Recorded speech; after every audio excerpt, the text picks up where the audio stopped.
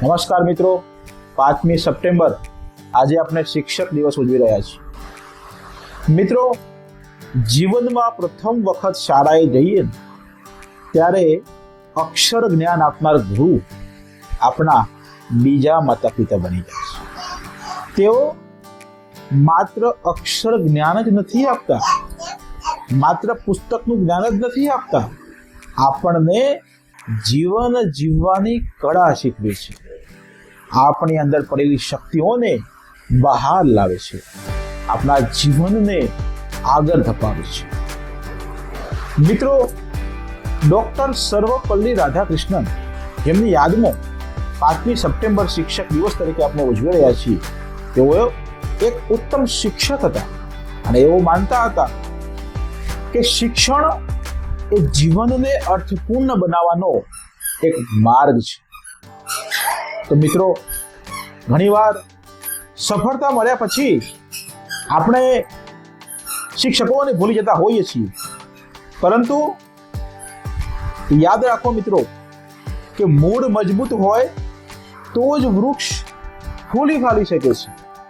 એમ શિક્ષક છે ને, એ આપણા મૂળને મજબૂત કરે છે, આપણને જીવન જીવવાની પ્રેરણા આપે છે। મિત્રો, આપણી શક્તિઓને બહાર ખીલવે છે। શિક્ષક એક સાચો રસ્તો આપણને બતાવતા હોય છે।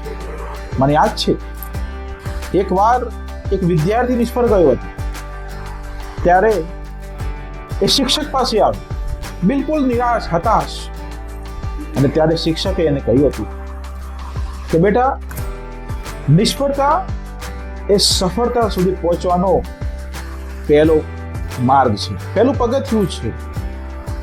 અને એ વિદ્યાર્થીએ એ શિક્ષકના શબ્દોને સાચા અર્થમાં લીધા અને સતત મહેનત કરી અને અંતે વિદ્યાર્થી સફળ થયો।